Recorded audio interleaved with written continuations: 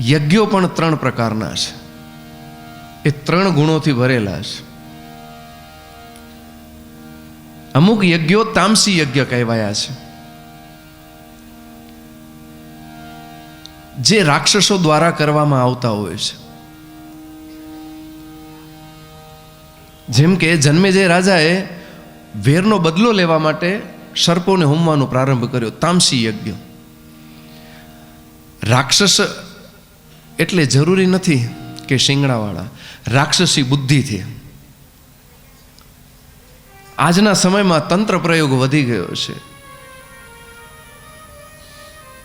હું કોઈનું ખરાબ ઈચ્છું છું, એના માટે કોઈ યજ્ઞ કરું છું, કોઈ મંત્રનો પ્રયોગ કરું છું, કોઈ વિદ્યાનો પ્રયોગ કરું છું, તો એ તામસી યજ્ઞ છે.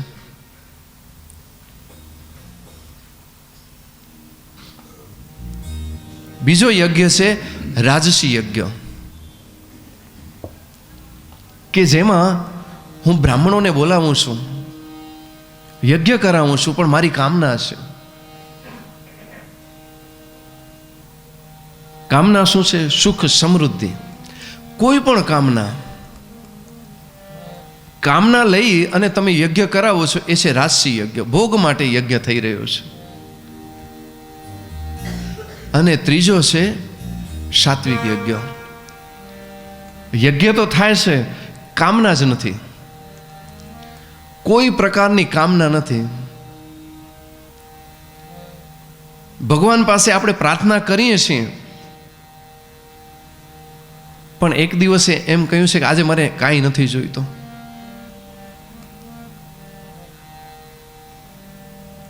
નવો દિવસ, નવી માંગણી.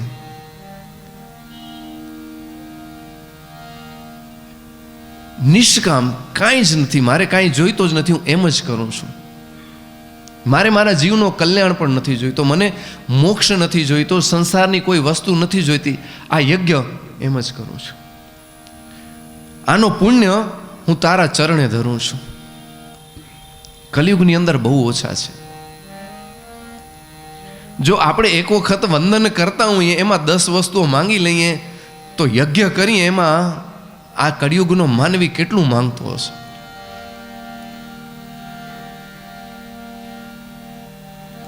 એટલે વ્યાસજીએ 3 પ્રકારના યજ્ઞોનું વર્ણન કર્યું છે: સાત્વિક, રાજસી અને તામસી યજ્ઞ. હાલે છે ડીંડવાણું